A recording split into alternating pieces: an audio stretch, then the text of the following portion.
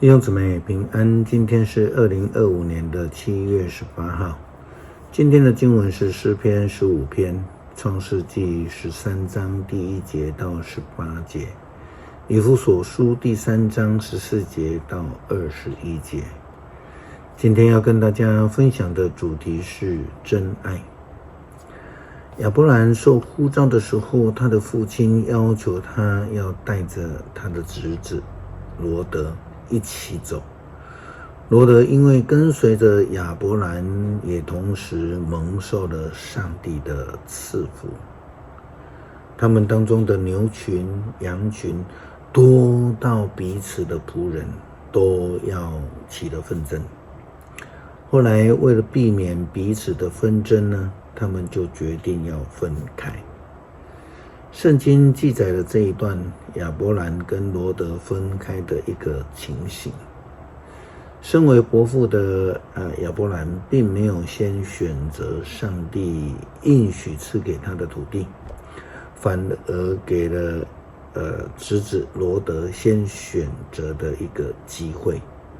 创世纪13章第1节到18节，圣经这样记载当时候的情形。亚伯兰带着妻子和所有一切离开了埃及，往北走，进入了迦南的南部，罗德也跟他去。亚伯兰是富翁，拥有许多的牲畜和金银。后来他离开那里，渐渐的往北迁移，接近伯特利。他回到伯特利和爱之间，就是他从前扎过营建了祭坛的地方，他就在那里敬拜上主。跟亚伯兰同行的罗德也拥有牛群、羊群以及自己的家眷和奴隶。他们两家的牛群、羊群太多，没有够大的地可以容纳得下。因此亚伯兰的牧人跟罗德的牧人常常争吵。那时迦南人和比利洗人还住在那地方。于是亚伯兰对罗德说，我们是至亲，不可争吵，你的牧人跟我的牧人也不可争吵，我们分手吧。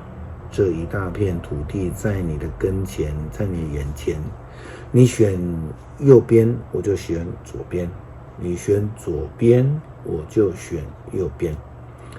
罗德向四周观看，看见约旦谷一直伸展到索尔的整个平原，这平原水源充足，好像伊甸园，又像埃及的土地。那时上主还没有毁灭索多玛和蛾摩拉。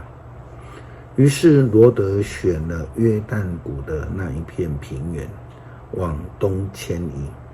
他们两人就这样的分手了。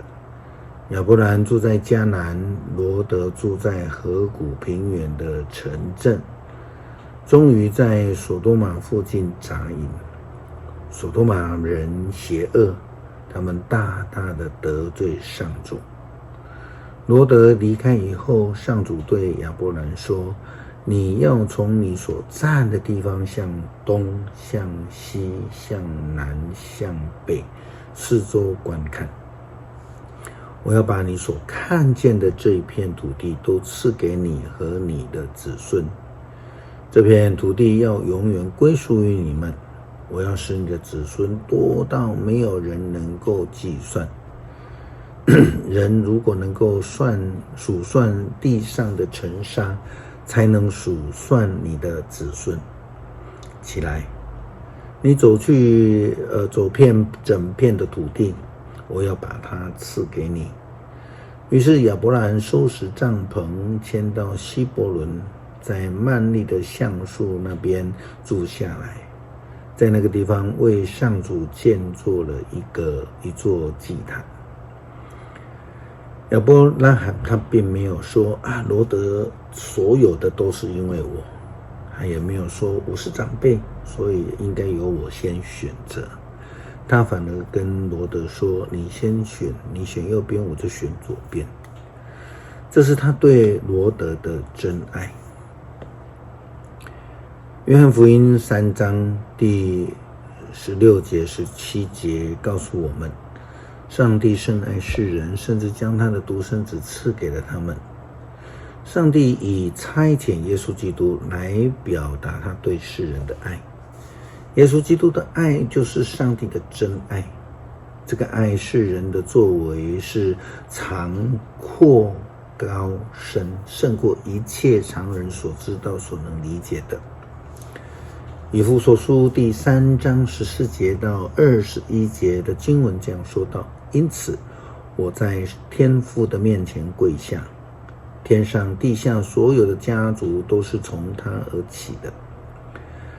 我祈求上帝依照他的荣耀的丰富，借着圣灵赐给你们力量，使你们内在的生命强壮起来。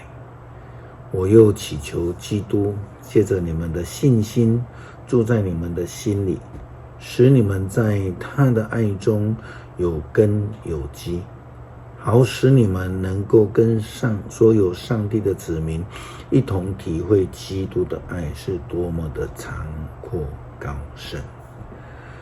愿你们能够理解基督那超越知识所能领悟的爱，好使你们能够完全被上帝完美所充满。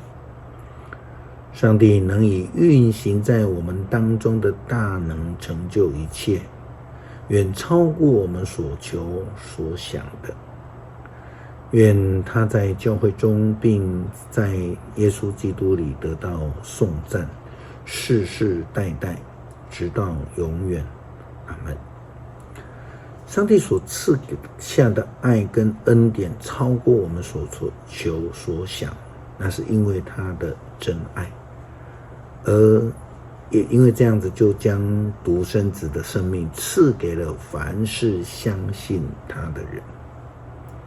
诗篇15篇上主啊，谁可以进入你的圣殿？谁可以居住在你的圣山锡安？